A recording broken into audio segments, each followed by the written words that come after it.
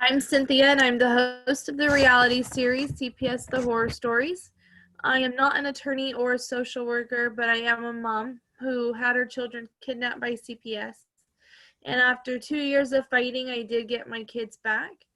Now I have this platform to allow parents and family members such as yourself to be able to come on and just share their story of the trauma and devastation and corruption that CPS has when they get a hold of our families. I don't believe that CPS is about protecting kids anymore. Sorry, I have the hiccups. But I believe that they are about the dollar sign that's on top of each of our children's heads. So, Sarah, would you like to introduce yourself? My name is Sarah, and the two kids that were taken by CPS in January of 2020. Wow, this year. The what? It was this year. Yeah, the day before my son's third birthday. How old are the kids? So one is 3. One just turned 3 the day after the court in January, and my daughter turned 8 at the end of June. Okay. And where do you live?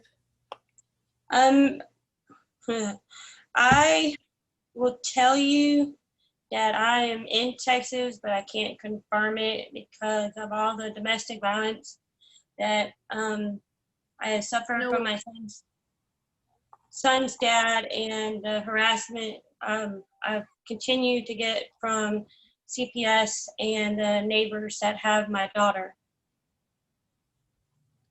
Your neighbors have your daughter? Yes. Wow. Okay, well, let's get started. Did you experience CPS in your life at all prior to them removing your children? Yes. Can Numerous times. Some starting from when I was a kid in high school, and a lot of the recent cases started, you can say, for almost 20-something years. It started when we were in high school, CPS being called on my parents, and then a lot of my case started toward the end of 2017 when I was involved with the Pregnancy Resource Center in Bastrop County. Okay. So were you in foster care though as a child? No, I wasn't. Okay. I don't know of anybody else in our family that was ever in foster care. And I don't know. I know at the end of 2017, I realized I have the uncanny ability to piss people off without even trying. And a lot of people can't handle the bluntness when people are speaking, and they misconstrue it as being aggressive or violent, and that's not even the case. Right. Turn it around and made it seem like this was all my fault. Okay, so tell me what happened a few years ago when they got involved. And I apologize if I make you repeat yourself, but just because of the phone service. Yeah. What basically happened was I was homeless when I was pregnant with my son, and I came back to Bastrop County, and I was able to find a place through the Bastrop Pregnancy Resource Center. Right shortly after that, my son was born, and then toward the end of 2017, I guess they apparently did not like the fact that I was taking steps on my own without involving them to better my own life and my situation. So next thing I know, CPS is knocking on the resource center's trailer that I was staying in. saying that I was on drugs and I didn't have no food or anything. All of that was found false. Case was closed out. They were called out several more times, and same thing, case closed out. And then I moved on to my parents' property in the beginning of 2018, and the calls to CPS continued. Only during the school year. They were never called during summer or any of the school breaks, like fall break or winter break. It was only during the school year. Okay. And then you can basically, you can think it, whatever possible scenario, they pretty much came up with it. Was on every single report. Understood. Got it. Now, that case got closed, or did it end up even opening up into an actual case? Numerous times. There was over 20 different reports from 2017 to the end of 2019. All of them were closed out until the end of 2019, and then they opened it up into an actual case. Well, I take that back. There was one open in 2018, the end of 2018, with FBSS, and I was communicating with the guy, and come to find out, basically was told by this FBSS worker that they basically had no case. I didn't have to complete services, so if I said, hey, we're good, we don't need to complete any services, they would close it out, and that was the end of it. And then when my daughter was started,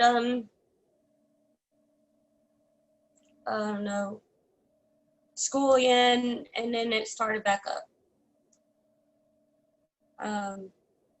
I even took, while FBSS wasn't originally involved in the end of 2018, beginning of 2019, I did take a psychological test, and I passed it.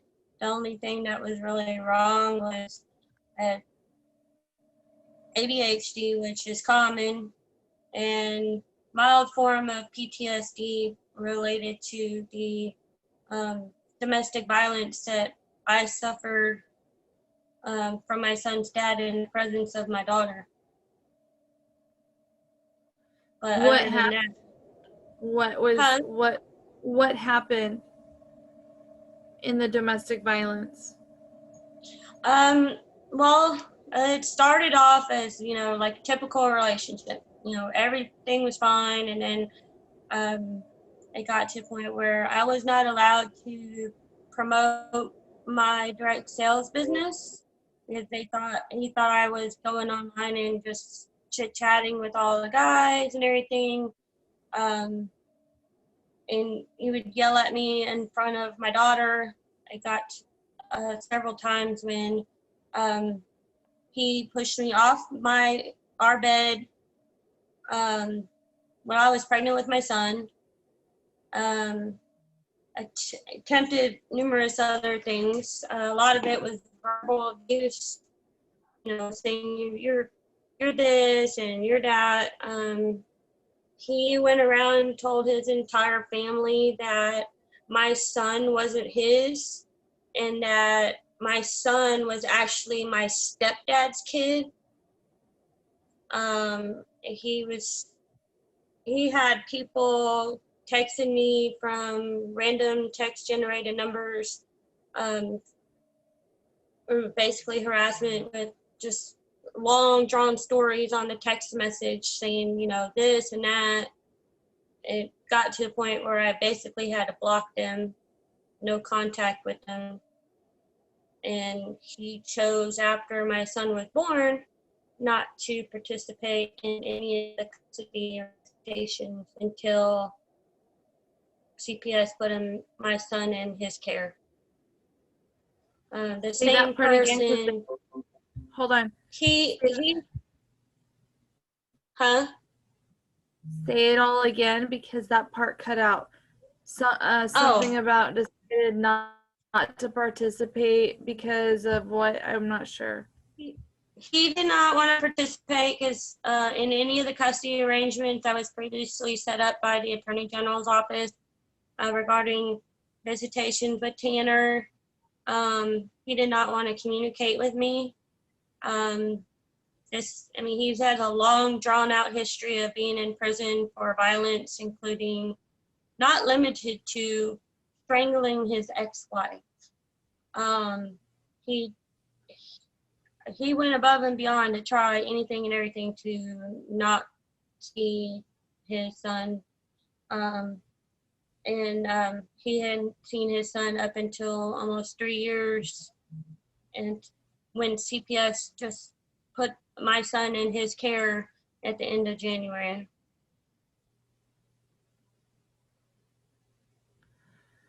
Okay, so it sounds like January of this year is a continuance of the stuff that happened in the past. Yeah. Okay, what were the original allegations? Oh, there's a mile-long list. The original, very first one at the end of 2017, when CPS showed up, there was several different ones. They said I was not on my medication and I was mentally unstable. They Medication said for what? no, I don't know. I'm not on medication. I'm of sound mind. I hold a full-time job.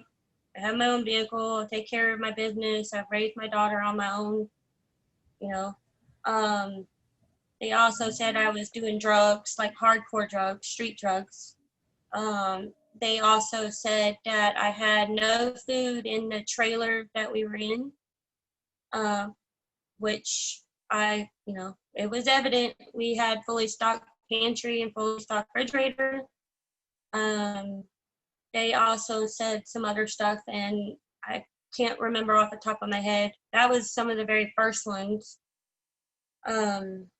After we moved to Who made the allegations? the Bastrop Pregnancy Resource Center. They told me Who that was they did it? the Bastrop Pregnancy Resource Center. They told me they Tell never me what did. you were doing there.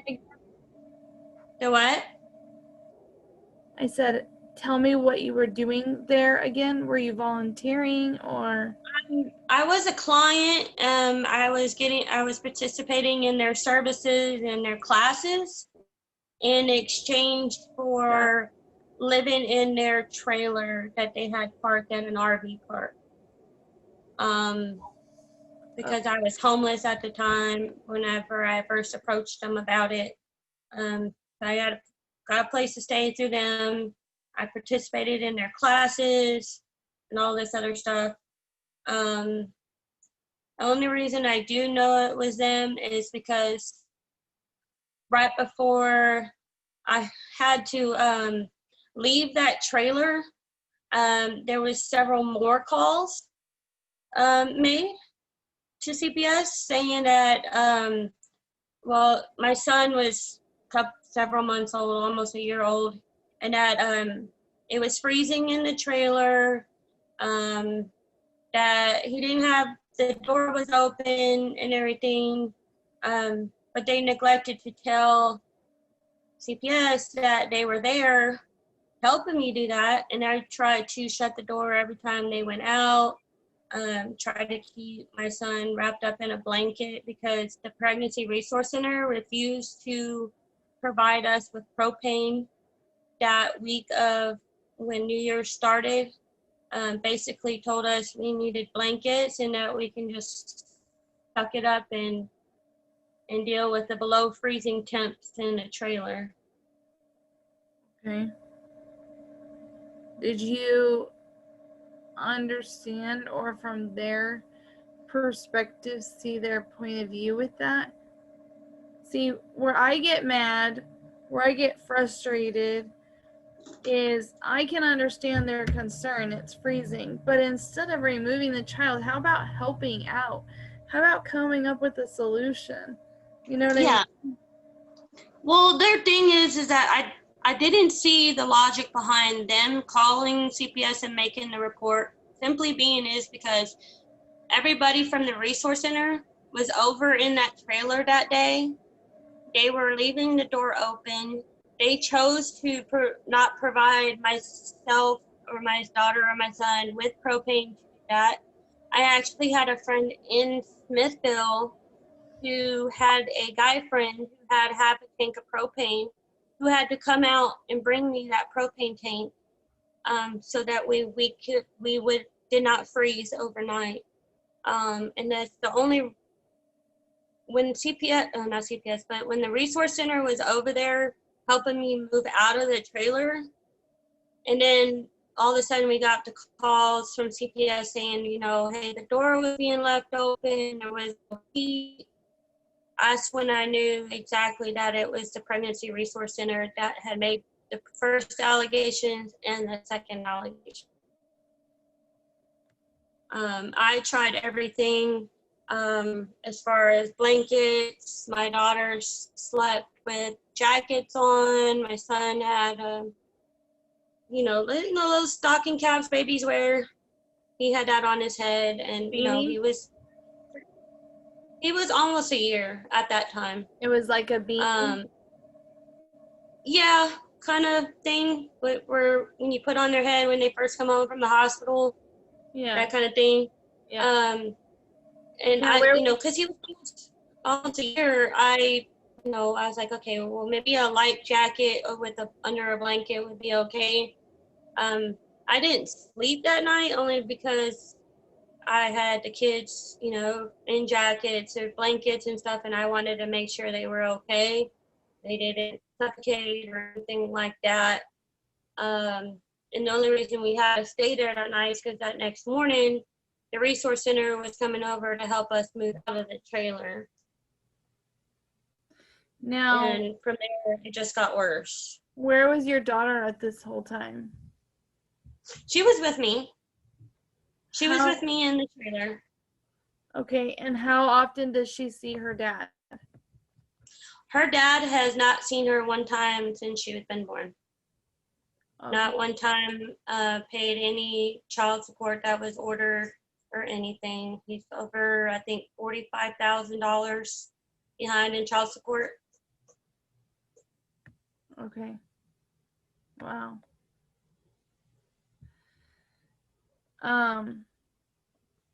So when they were making these reports to CPS, when was the first time CPS came out to visit you? Right before Thanksgiving, I guess a week or two before Thanksgiving in 2017. Okay. And what were they saying? That, they got some calls or some concerns, saying, like I told you about the drugs, not taking the medications, and there's no food in the trailer, and none of that was true. I showed the CPS worker at that time, my award letter for exactly how much I get every month in food stamps at that time. I gave her the number to the OB so she can check out, ask him if I was on any mental or had any mental issues or was prescribed medicine during my pregnancy for any mental issues. I took a drug test or 2 drug tests while holding my son in my arms. And while my daughter was at school at the time, she started kindergarten that year. Okay, but what do you mean, like, you had to do the drug test with your son? He was sleeping, and he was sleeping in my arms. So instead of just putting him down and potentially waking him up, I did the mouth swab while holding him. Oh, okay. And they came back negative. Huh? Yeah, it came back negative. All of it was closed out. Then more reports open. And so it just kept going back and forth. Mm-hmm. And you never went to court until this year, right? Yep. Okay. So this year, tell me what happens. They show up for Okay. No, what happened is in November, we had a family team meeting. The facilitator decided after I came forward with some allegations against my stepdad and mom, and I told everybody that I was done with the conversation and I was going to leave and take my son and go. And the facilitator got up and literally pushed me into the wall.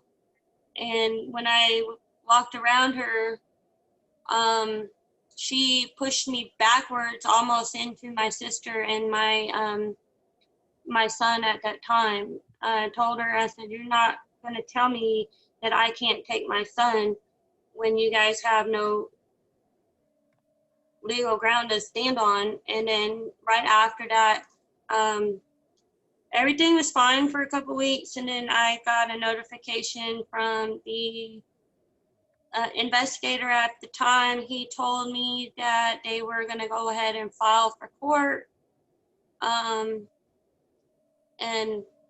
go from there. Okay. So, how was it when the children were taken? It was devastating. Like, I had a full-blown sorry, I had a full-blown panic attack at the courthouse. Like, I couldn't, had a hard time breathing, everything. I was finally able to calm down on my own. And the person that the ever so not so lovely person that they originally assigned to me as a caseworker, once the kids were removed, said, "Well, you need to go over to MHMR. Just want to make sure that you're mentally stable to see your kids before my son was removed from the neighbor's house and put with his dad." So I went over there, class with flying colors. The lady even wrote down that I did not qualify for services, did not need any counseling or anything, and I was able to see my kids. My daughter, After how long was that? a couple hours after court. The first day? Yeah, the very first day. My daughter Okay, was hold on. Let's stick to the first day really fast. okay. So, when did you who told you that you had court? The investigator said they were filing for court in the beginning of January, and that I needed to expect a constable to show up at my place to serve me papers. Because this investigator, he specifically told me that they were going to remove the kids. That's why they filed for court. And go to court, kids were removed, and I tried to talk during court and tell my side of the story, and I wasn't able to. I was told to stop talking.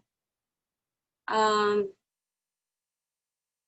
I basically had to stand there and listen to several different lies told by that investigator who told me about court and the previous investigator I had, and then I fired her. They both straight up lied in court, so I had to stand there and listen to it. is why part of the reason why I got upset to the point where I had a full-blown panic attack when court was done. CPS hightailed it out of there to go pick up the kids.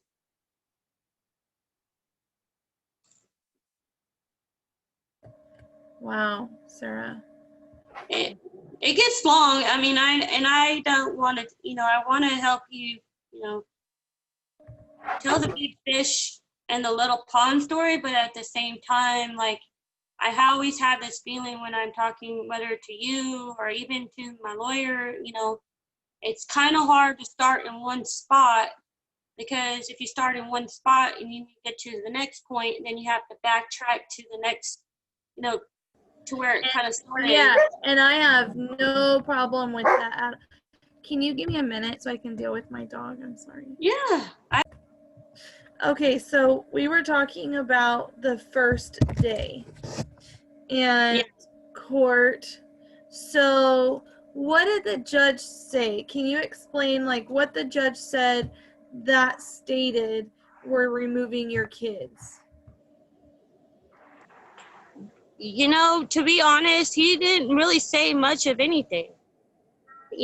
He, when I try to speak and interject and say, hey, I have proof of some of the the lies that they were telling, or to tell, finish my entire story of what's going on my side, I was basically told to shut up.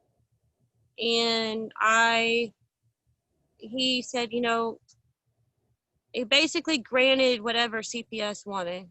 And the gal from my kids at the time was like, well, because the judge had asked him, so what do you think? He's like, well, the kids are 2 and 6. I was like, wait a minute. I said, my kids aren't 2 and 6. I said, one's 7 and one's almost 3. I said, there's a big difference. I said, how do you represent kids and you don't know anything about them? Tell me the ages that they were, and then tell me the ages that they said they were. The ages that they were, my son, granted, was not even a day away from being 3 years old. A day away. So basically he was 3. They said he was 2. They said my daughter was 6, and she wasn't. She was 7. And I corrected the gal, and I said, look, I said, my kids are these ages. They're 3. One's about to be 3 in like a day, and then the other one is 7. The gal basically told the judge, well, it sounds like we needed more evidence, or we need to do more research into what's going on. But that was basically it. And that's fine if they need to do more research, but that means they don't get to take the kids away. Right, they did. CPS hightailed it out of there because the judge said that my son goes over to his dad. They hightailed it out of there. I did not tell them where they were. They already knew where the kids were, which were at my neighbor's house. I was not allowed to get any word in edgewise, including one of the investigators who lied, saying that I refused to sign a safety plan back in October or early November, and I was never once offered a safety plan by her verbally, or even shown a safety plan by her to sign. And she said in court that I flat out refused to sign the thing. I found it funny though, when I guess you say, I had a friend of mine from high school who was there with me as a support person. We were outside when I was having a panic attack, and that investigator, she walked out of the courthouse and she was really aggressive, walking past us. I mean, she was straight up aggressive, like ghetto aggressive. And we were over off the side on the courthouse lawn. it was just weird. Like, my sister works for an agency. She took off of work and she came down there and picked me up from the MHMR where I, talked to the lady and they cleared me saying I had no mental issues. Didn't qualify for services and, so on and so forth. And then I went and saw the kids. My daughter, she did not want to talk to me or hang out with me. She was more interested in the tablets and running around and everything. And I tried to get her, the caseworker's attention. She's like, well, it's not my job to do that. So I just walked away. Because at the time, I literally lived like 2-minute walk from the neighbor's house. I walked away. They tried to sit there and say I stormed off, and I didn't. I said wasn't going to sit there and force a 7-year-old kid who didn't really know what was going on. And this is during a visit, or? Yeah, it was during the visit while the caseworker showed up there. But how? She was. But when? How long is this on the first day? Yeah, she was there, but she didn't even watch. She wasn't even watching. She was standing off to the side. Why did you have a visit on the first day of court, like when they got taken away? I don't know. That's what they said. They say, oh, well, you can see your kids if you want to. I'm confused. Didn't you bring them to court? No, I did not bring them to court. I did not think that it was an appropriate situation to bring them to court. One, my son is a little bit of a handful. Very much a handful. And I did not want to be spending half the time trying to talk and then chase him. I agree, but so where did the kids stay when you went to court? And we're still talking about the first day, like January, right? Yeah, they were with my neighbors, the same neighbors who currently have my daughter. Okay.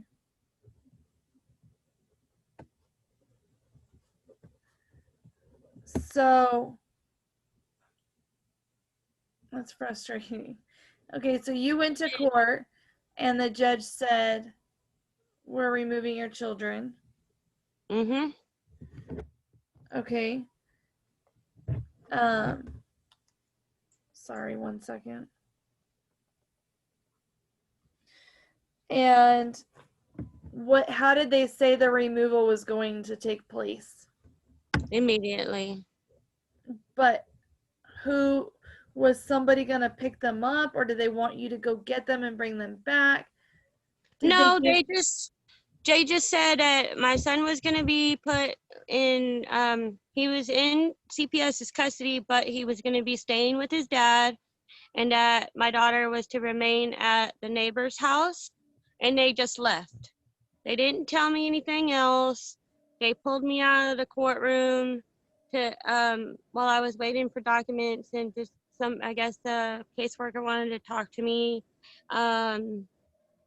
While I guess they were all finishing up talking, there wasn't anything else. I didn't tell them, where the kids were at or anything. They just knew.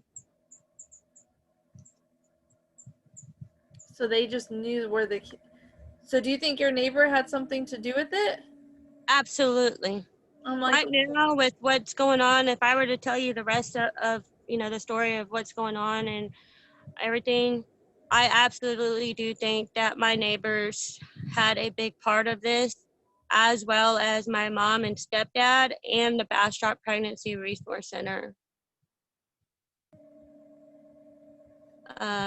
They all have had a major hand in this. More so of the later part of this year being more of my mom and stepdad and the neighbors.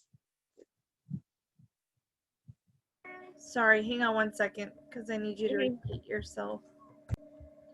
Okay, so before we finish, because I want to hear all about this neighbor and why you feel that they're all involved, even though I picked up on that right away. So they knew where the kids were, so they said to leave them there. And what did they say about your son? That he was going to be removed that day and taken over and placed with his dad. Who was going to remove him? Stop, please. CPS. Love you. They were going to drive over there? Yeah. They literally did not allow me to see my son for his birthday. They just went and picked him up in the middle of the night, took him from the neighbor's house, and put him over at his dad's house. They didn't even let you see your baby on his birthday? Nope. Not even on my daughter's birthday. Not even for Mother's Day. Not for nothing. Oh, Sarah. I basically had to order my daughter her chess set on Amazon and have it delivered to the neighbor's house only because I knew the neighbor's address. Was I able to do that? And I still have not gotten any word if my daughter actually received her chess set and the necklace I got her for her birthday.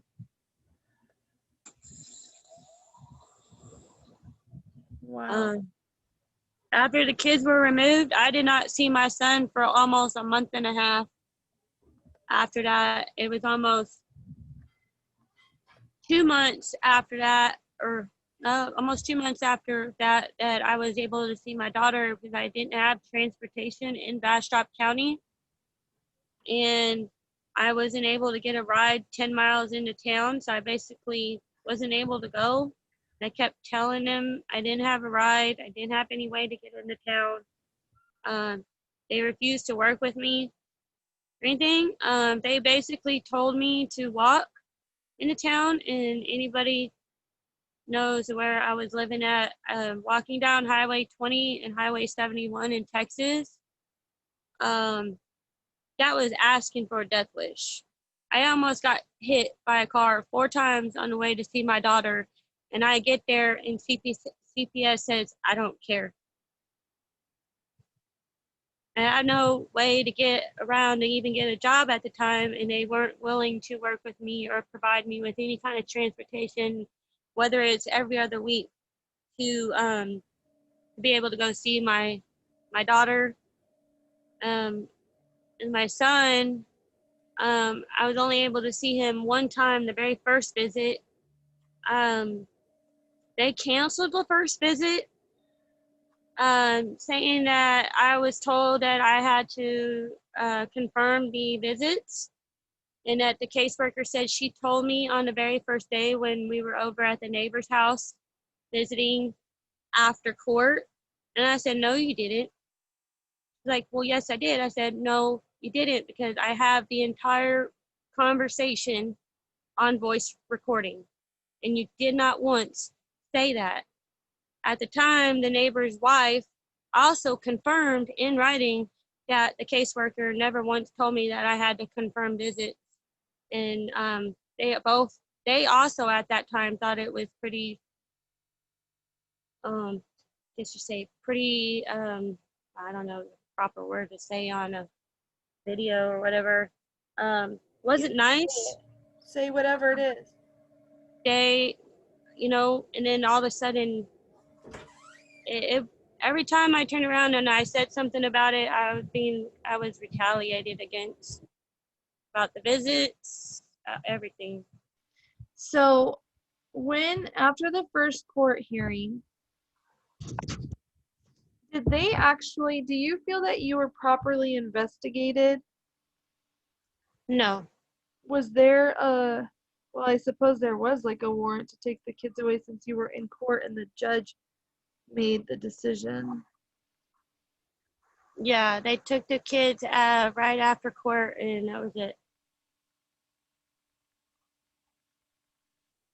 The funny thing is that, well, the first investigator that I told you about that got aggressive after court when she walked out, I fired her and told her she wasn't allowed on my property. Then I got a guy, I don't, know if I'm even allowed to say their names or not, but These are attorneys. he came out. These are Huh? attorneys. No, these are the actual CPS Oh. workers, investigators. He came out, you know, everything was good. He told me several times to close the case or whatever. You know, he came out and inspected the kids in the house. Everything was good. Didn't have any questions or didn't tell me he had any concerns. This was an investigator. You know, and then at one point, you know, he made several comments to me as I told him about my son's dad and his history of domestic violence and the fact that my son has two kids slightly younger than him, both all with different Wow. moms. I've had verbal confirmation from him saying that, you know, from the investigator saying, you know, that my son's dad needed a vasectomy and that we will not get in contact with him due to the domestic violence. Did was there any violence towards your son from the father? No. Did you Other than him pushing me off the bed when I was pregnant with my son. ever call the cops and get like a restraining order or try against the father? Yes, I did try. Where I was at in Lockhart, Texas, I called several days after, and because my son's dad had broken my phone too in an incident, and I went to call. I was told by the sheriff's department in Lockhart that I was basically lying, and that they would investigate this, and that if they found that I was actually truly lying, like they think, that they would press charges on me for filing a false report. Who said you were lying? The sheriff's department did. Wow. My son's dad was connected, I guess you could say, in air quotes or whatever. Yeah. In Texas, it's one of those situations in Texas when you live in these smaller rural areas. Everybody knows Maybe everybody. not. Yes, and it does pay to know certain people. Got it. And that's the way it runs in Texas. It's no different than when you're in high school and you play football and there's a popularity contest. It's no different. It's all about who you know and what you can get away with. Understood. I left and I was able to get to a women's shelter and know nothing. They did not have any success in helping me try to procure a restraining order against him. But there should be a call to service number when I call the sheriff's department in regards to filing a restraining order against his dad for pushing me off the bed while I was pregnant with him. My daughter was about 5, almost 6 at the time, and she witnessed a lot of it. A lot of it. And she wasn't a good enough witness? Oh no, they don't question kids. They're not considered reliable witnesses. Wow. Yeah. that's only the beginning of, I mean, what's crazy, you said that your son got placed with his dad, right? Yeah, the same one who didn't have anything to do with him the entire 3 years. Didn't do any of his visitations, didn't call, didn't know nothing, didn't celebrate his birthday, didn't give 2 hoots about Christmas or anything. And then he gets placed with his dad. The same dad that the investigator told me that he had no contact with my son's dad, didn't think it was a wise idea for him to be placed with him. And how is it going with your son and his dad? I have no idea. When was the last time he used to communicate with me as regards to how my son's doing, if there's been any medical issues, if he's been to the doctors. You don't see him though? I have not been able to see my son other than the very first visit back before COVID started. So, A wow. one and only visit. One and only visit. Yep. Why? I was telling you about, I didn't have reliable transportation. I had to walk or like really beg. The one time I did see my son at the CPS office, I was able to get a ride from somebody that day, and that was the one and only time I was able to. I tried numerous times to get visits done by virtual visits, and nothing. The CPS caseworker says that to my lawyer that she's tried several times to do visits, but or whatever, in person or virtual, and that has not happened other than she stated it one time on So, an email. so the only option that they're giving you for a visit or was in person, but they didn't offer to assist you with transportation? Nope. No, nothing. They said I needed to catch the rural bus, which was only once a week. I mean, I had no money, no nothing, and they knew that. I didn't have a job at that time. I didn't have nothing. I mean, they did not care. But they did say in court that they would help me with transportation and getting to and from visits and to these services and stuff. And as soon as we walked out of court, nope. Nada. It was, you need to do this, this, and this, and you need to figure it out on your own. Oh, man.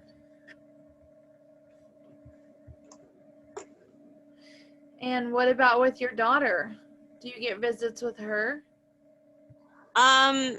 For a little bit afterwards, since she was at my neighbor's house, which is a 2-minute walk where I was at, I was able to walk by, or whatever, and if they were out, the neighbors would allow her to see me or, talk to me, or if I texted the neighbors, I was able to, they were able to meet me outside. Something else happened after, like, I guess a couple weeks after that, and then CPS put a stop to it, and daughter wasn't able to talk to me, no nothing, even though I was 2 minutes down the road, like by foot. I didn't have a car. I was also, come later find out, in this part I'll tell you later, will tie in my reason why I think that the neighbors were definitely involved in this. But while I was able to walk over and see her, I bought over $300 worth of food for her and extra snacks and stuff. Provided clothes, toys, everything. I wrote her little notes and stuff, all this other stuff. Provided her with some, hand lotion and stuff like that because she gets really dry hands like me. All of that was put to a stop because of some incidences that happened with CPS. That was their way of retaliating against me. They claimed that it was the neighbors didn't feel comfortable with me coming over there to see Bella. When that's not the case, I have in writing from the same neighbors that wasn't what they didn't agree with that. They wanted me to be able to see my daughter whenever. But it's CPS. I mean, what are you gonna do? Right, I get it. What are the things that were in the case plan? Like on the original documents that they filed to court and that I was served with, a lot of it started with the original one from the Bastrop County Pregnancy Resource Center, their allegations. They included a lot of allegations from the school. Like what? From everything from my daughter changing my son's diaper when he was a baby, which it wasn't, it was a supervised situation. Every kid, every little girl at a certain age, they like dolls and they like to play, they like to take care of babies. I was helping her change the diaper. There was allegations about a scratch on the inside of my daughter's eye from when she was playing outside. There was allegations about burn marks on my hot iron, which I don't flat iron my hair. There was other allegations and stuff from that my mom had put in, told the investigator that was put in there, and it's a wide variety of things. There's even stuff in there that I found out later that wasn't necessarily from my mom. They could have potentially been from the neighbors, the same neighbors that have my daughter.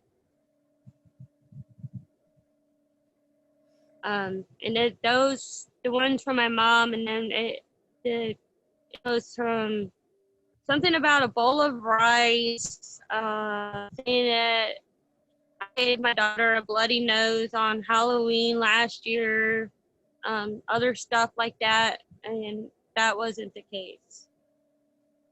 I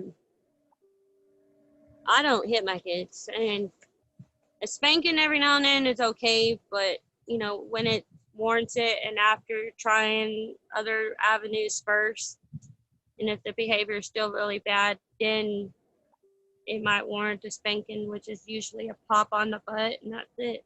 Right. But the whole Halloween thing, there wasn't anything as far as a bloody nose. I was actually sitting on the floor brushing out a Bride of Frankenstein wig for my daughter to wear to the book parade at school. She was off playing with my son on the other side of the room. So don't know where these allegations were coming from. I do know a lot of them did come from the school too. I would get calls from the school, or Bella would come home saying that the school counselor keeps pulling her out of class and asking her questions like, well, does your mom hit you? And when my daughter would say, no, she doesn't. And then daughter would say that the counselor would come back and say, well, are you sure you don't mean that your mom does hit you? And my daughter would say, no, she doesn't hit me.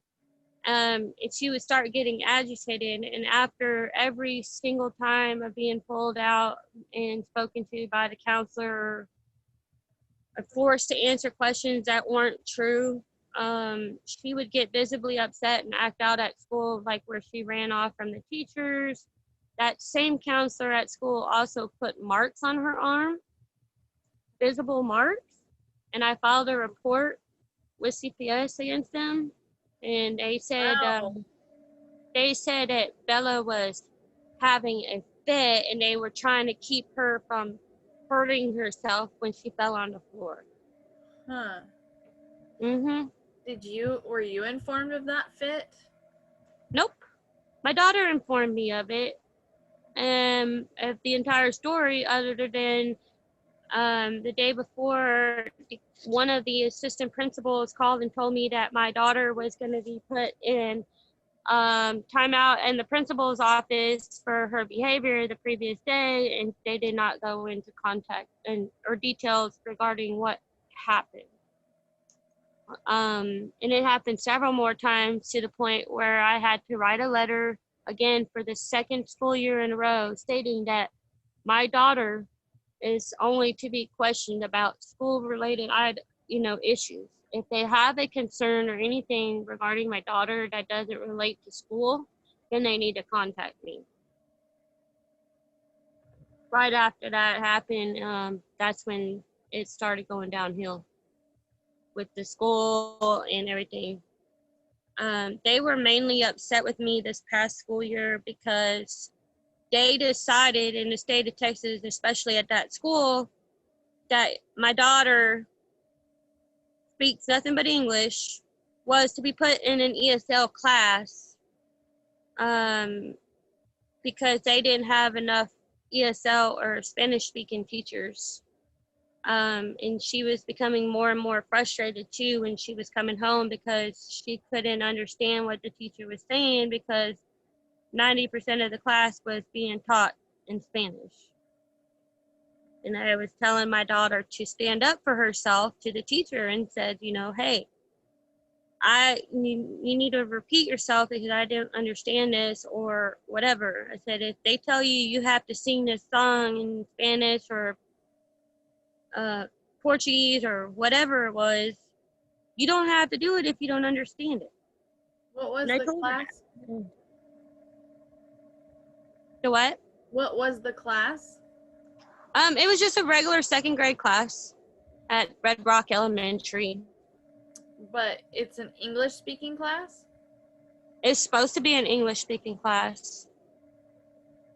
But because they didn't have any ESL teachers, they put my daughter in an ESL class, which her teacher, yes, she did speak English too. 90% of the class was taught in Spanish. So a lot of several of the kids were falling behind on grades. And we're talking about a 7-year-old that was tested for gifted and talented, smart enough to be able to write sheet music and stuff at 7 years old. She was reading 7th to 8th grade level books at 7 years old. She was falling drastically behind to the point where she was failing several subjects. And I let it be known that it was an issue with this that I had with the school. And that's a lot of it started back up last year with the calls again to CPS. I mean, they didn't even wait a week. When school started last year in August, they did not even wait a week before CPS showed up at my house. They went the whole entire summer with no calls, no report, no nothing. But I don't know. This whole story is just like so it's beyond messed up in several cases, and more so over the last several months and since they've removed the kids. There's so many little details, like I mentioned previously, that I feel like if I say something and get a little bit further into the story, I remember another detail and you have to backtrack. And then once you say that backtrack detail, you have to go back. It's like my case kind of flip-flops all over the place. You can't address one thing without addressing this thing. And then, I don't know, it's really frustrating sometimes to the point where, like, when I've been on calls with my caseworker, when she did call me, I've recorded every single conversation with CPS. Good. In Texas, a lot of people don't realize that Texas is a one-party consent state. Unless it is an actual business, they don't have to necessarily, well, they do have to inform you ahead of time and say, hey, so this call may be recorded for quality assurance or whatever. Right. When it's a private party doing something, the person who's doing the recording, you only need your own consent. You're part of the two-person party. Yeah. But I feel like I know there's a ton more that I can tell you that I know. Is there any type of I know it's hard to answer this because you might not know, being that you don't get to see them. Is there any type of abuse or negative things going on with the kids right now being away from you? With my son, yes, I absolutely believe it. I had a couple of pictures where he looks really drawn out his eyes were dark circles. I had a previous friend that she was in a lifetime a best friend of mine. She was talking to my son's dad's wife, who had messaged her about me and all kinds of stuff about my son, saying that my son was becoming violent, he was cussing and all this other stuff. And this was weeks after he was removed. She also shared pictures of him with her, of my son being improperly buckled into a car seat. You know, there's the whole thing where you can't have one of those big puppy jackets on them while they're in a car seat.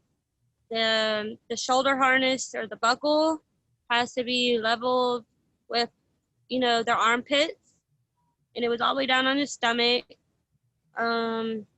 You know, and the last pictures I've got of him was in May, and you can tell that he had dark circles under his eyes, or just his personality isn't there like it used to be, like something's going on. Now with my daughter, it might be more of a different kind of abuse, more like a reverse psychology kind of thing, where, you know, saying, oh, well, you know, you're not going to go see your mom or whatever. You can call me mom and dad and all this other stuff.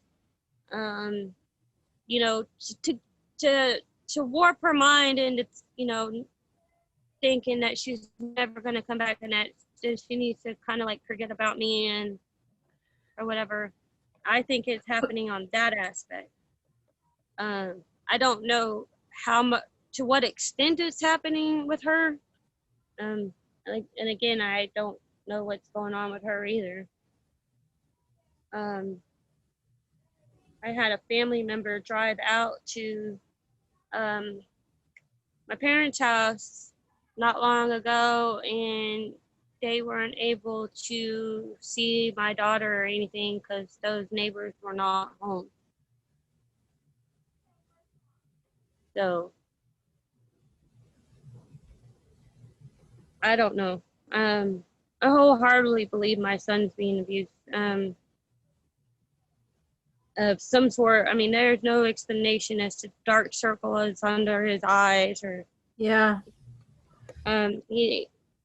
When I did see him that one time, he seemed like off. Like something was off about his, like, he told in the visit, he's 3. He was 3 at the time when I did get to finally see him. He told me, and I think this is something that his dad and his dad's wife did as a part of the domestic violence to like get back at me. And because my son told me to my face twice that I was not his mom and that his mom was outside waiting for him. And I corrected him. I said, no, Tanner, I said, I am your mom. I said, you and Sissy are my kids. And you could tell he was, you know, the little wheels were, you know, trying to, you know, connect the light bulb switch. And it became more evident that he knew something was going on, because when we left, he started bawling his eyeballs out, and he didn't want to go with his so-called mom, which was his dad's wife. You know, my kids were brainwashed too, and my son, I remember telling him, you know, you're a mama's boy, and he said, no, I'm not. I'm a mom's boy, which was my mom. My mom had my kids. My mom kidnapped my kids.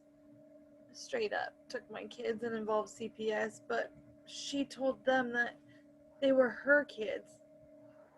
And even to the point that my son came from her body and breastfed off of her. That's a little twisted. True story. Very messed up. All right, go baby. I I've even had CPS when I told them about those incidents with my son saying that and everything. That I believe that he was being coached saying that by them, his Right. dad and his dad's wife. They said, "Oh, well, he's only 3. He doesn't know any better." I'm like, you're talking about a 3-year-old that is so smart. He was using words that a 7 or 8-year-old would be taught in school in the right context in a sentence at like any time of the day. But they were trying to sit there and blow it off like they swept it under the rug. And then,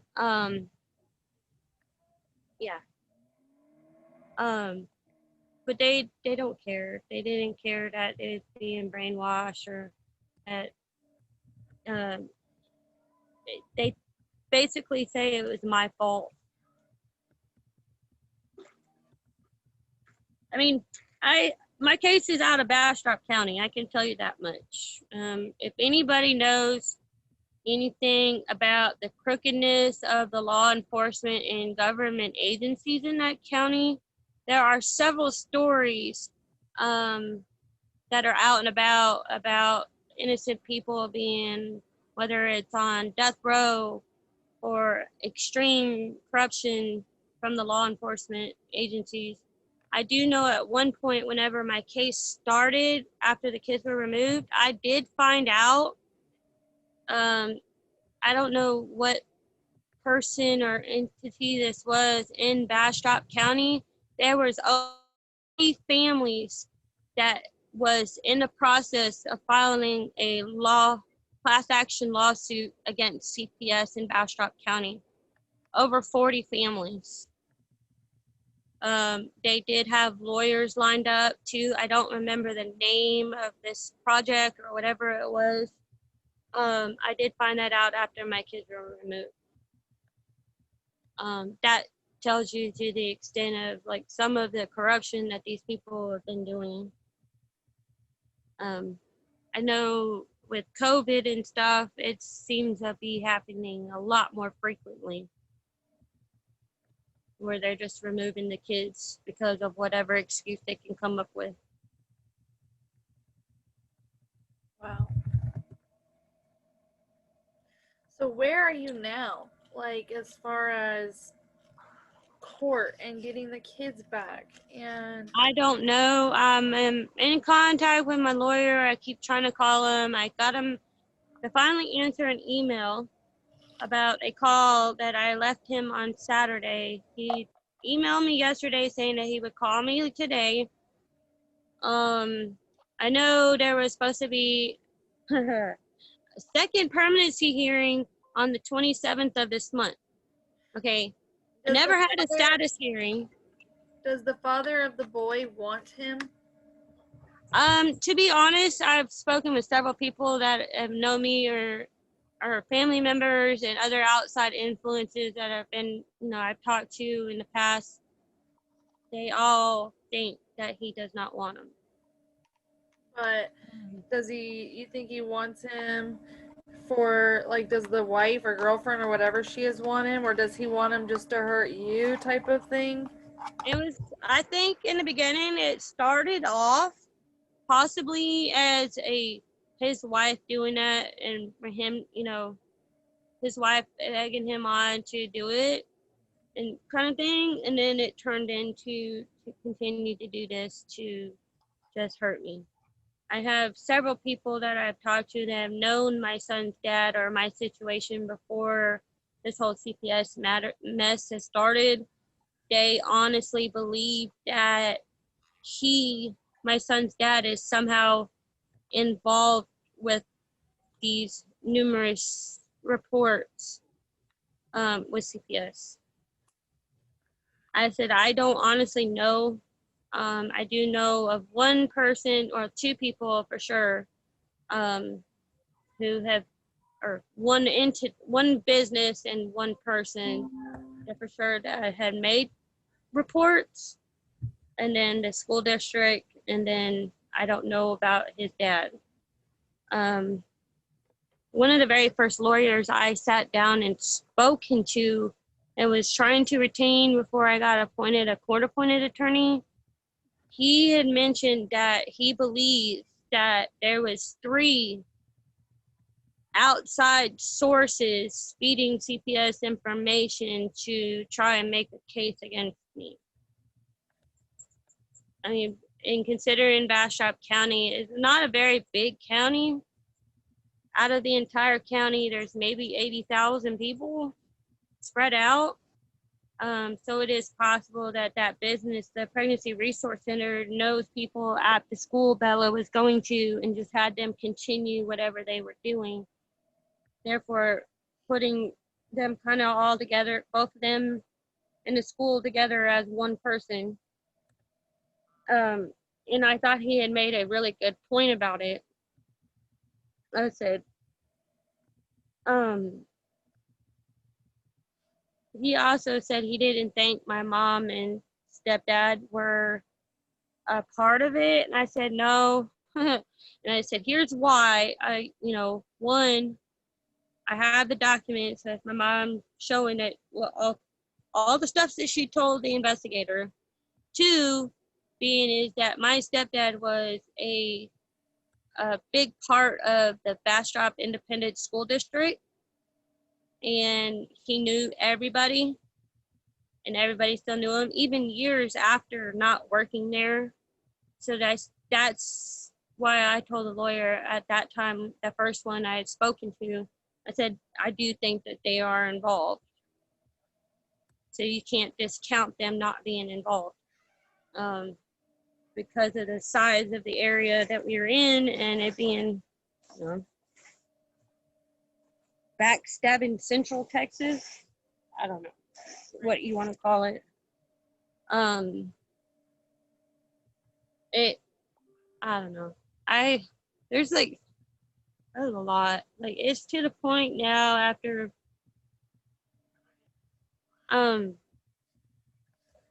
several times of being retaliated against by CPS after the kids were removed, I have basically cut off contact with CPS and told them that if they need to get in contact with me or relay any information to me, they need to go through the lawyer. And as soon as I've done that, my hair stopped falling out as much. I was sleeping better.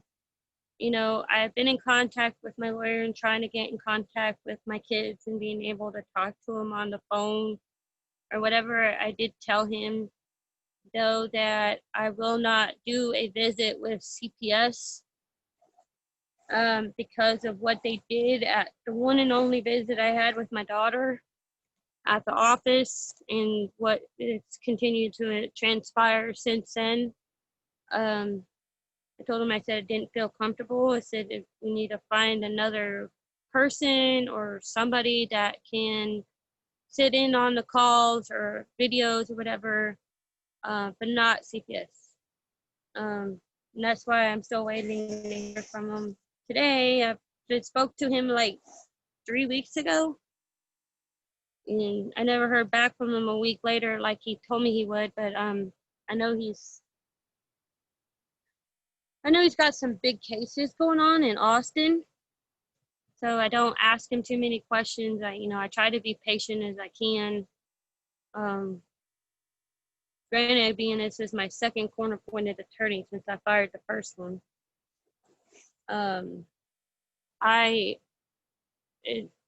It's got to a point even now, like on Saturday, where I had a family member tell me that my mom was told by my neighbors who has my daughter that they have been searching for me when they pull me up on whatever website, that it shows that I'm living with this particular family member in Texas. Potentially, therefore, not only putting myself in danger with all this harassment from CPS, potentially putting this family member in danger, as well as the kids, when the kids were to come back.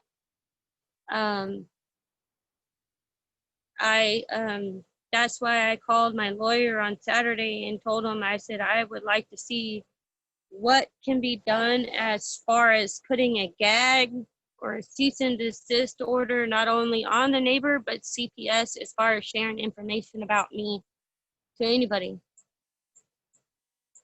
other than officials involved on the case. My neighbors don't need to know where I'm at. My son's dad doesn't need to know where I'm at. My parents definitely don't need to know where I'm at. The only reason, is because I've had incidences back in March where I was arrested because of the neighbors, and later found out that from a phone call from somebody that the neighbors were told by CPS to call the sheriffs on me and have me arrested for walking on the road in front of the house.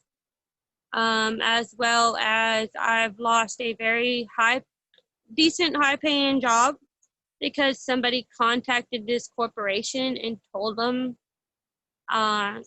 they were with CPS. I lost the job because apparently nobody was comfortable working with me. So I, try to make it work where I was at with that job. But I decided that,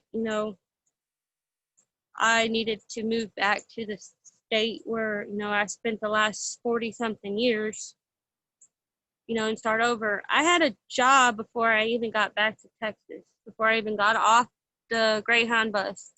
My family member was working at a place and basically got me hired at the same place that they were working.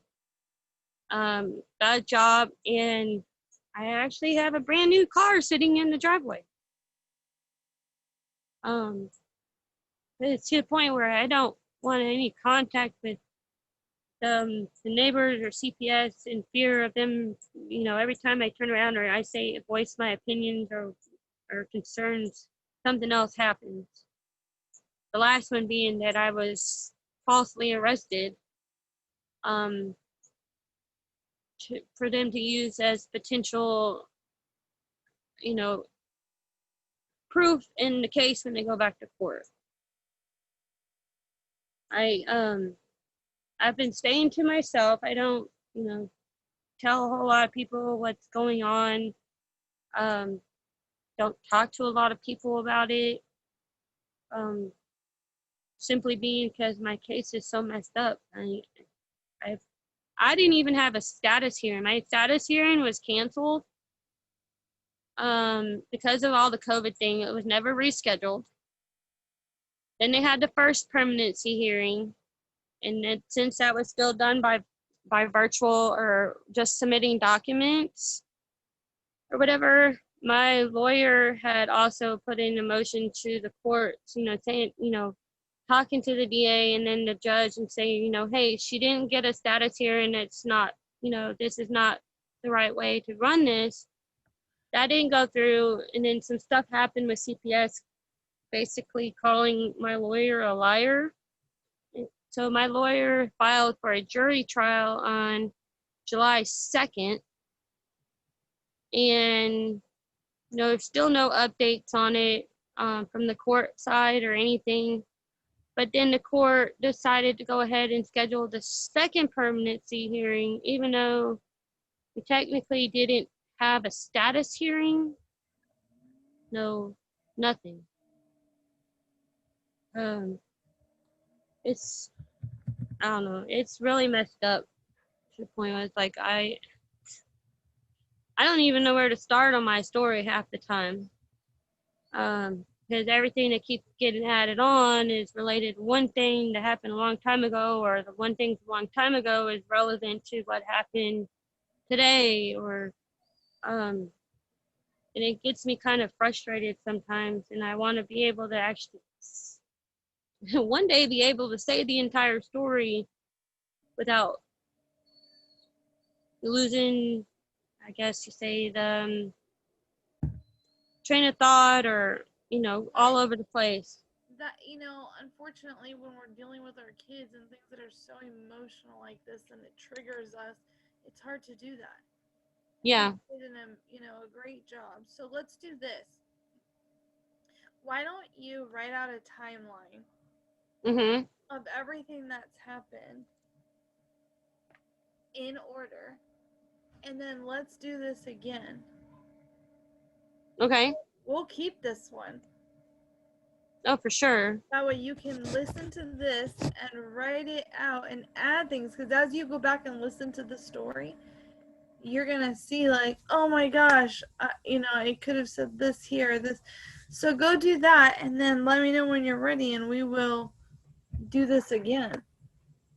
I'm gonna try and see if my family member can help me with writing out the timeline of when a lot of this stuff started happening, so that way I don't miss the points or anything the next time.